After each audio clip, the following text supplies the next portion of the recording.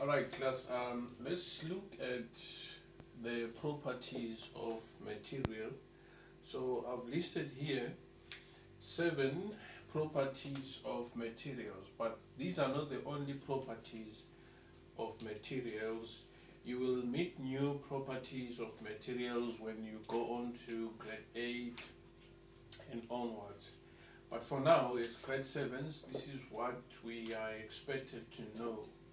So the first property is the strength of a material. So when we are talking about the strength of a material, we are talking about the material's ability to resist a force before it breaks. So let us say we have sort of a pillar here. Okay, all right. Let's say we have a pillar.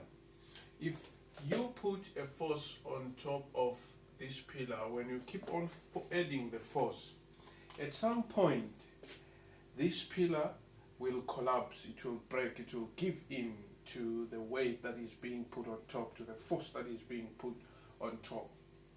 So the strength of a material is the measurement of a force that this material is able to resist before it breaks. The second one is stiffness. Stiffness is a material, when you say a material is stiff, the material won't be able to bend. So when you try to bend a stiff material, it will obviously break. Flexibility, that's number 3. Flexibility is the ability of a material to bend without fracturing. So flexible materials are materials that are able to bend without breaking.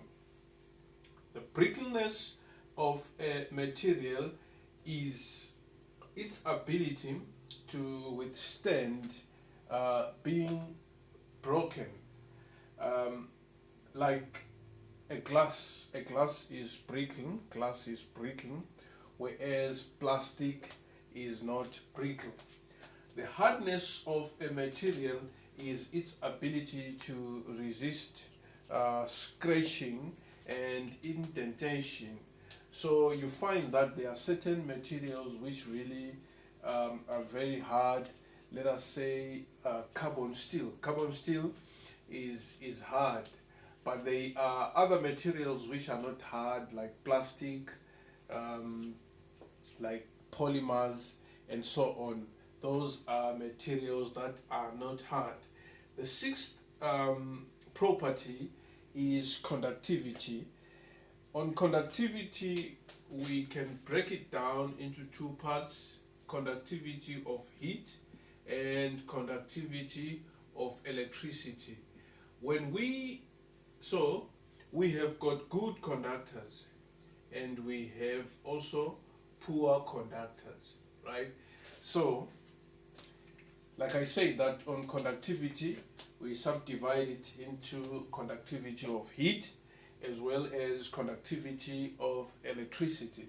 So when we are saying a material is a good conductor, for example, of heat, we are talking about a material that will give passage to heat without resistance. Or in other words, you can say a good conductor of heat is a material that allows heat to pass through it, a material that allows heat to be transmitted via it.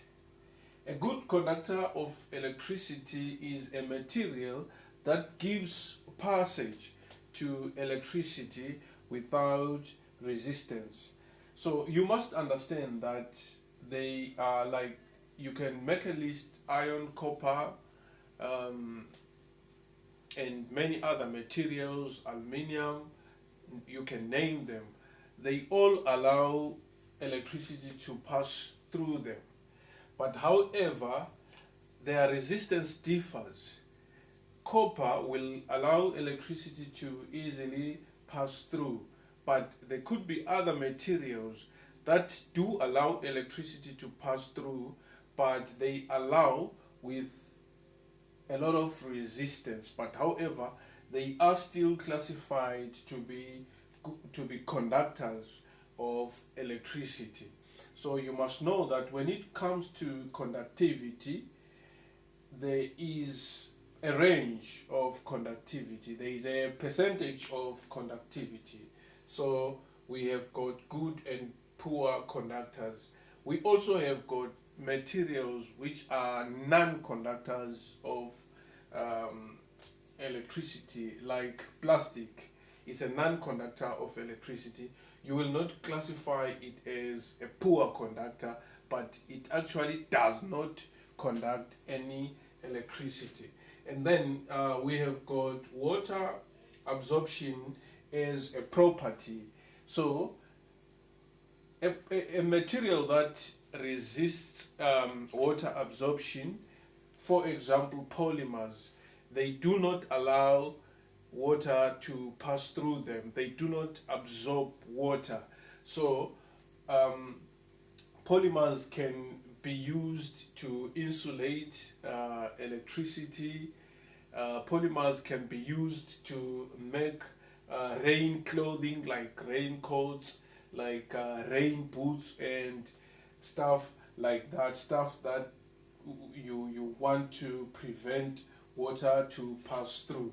So these are, but not least, some of the properties that comes with materials. So whenever you are making an object or you are making a gadget, you have to think along these materials. So remember, your object must suit its purpose. So you must choose a material appropriately. Let us say, for example, they are copper wires that transmit electricity. So these copper wires are naked, and you want to clothe them. You want to cover them so that a person doesn't get an electric shock in case they come into contact with the copper wires. So you look at these properties, right? So you obviously, if you look at these properties, I'm looking for a property that I'm going to cover copper wires that are transmitting electricity. The strength, the stiffness, I don't want stiffness. Flexibility, yes. Brittleness, no. Hardness, no. Conductivity, no. Because the material to cover copper wires that are transmitting electricity, they don't have to conduct electricity, because if they conduct electricity, then we are going to have electric shock. Water absorption, yes. So I'm looking at a flexible material which will not absorb water. So obviously you will think in the lines of polymers, plastics. Okay, so polymers or plastics then become the most suitable material to cover electrical wires. Why did I say flexibility? We all know that electrical wires, they have to be able to negotiate sharp bends and so on, because electric cables must go to the next room, they must turn, they must negotiate their way into rooms. So yes, you also need a flexible material. So these are the guidelines for the topic on material properties.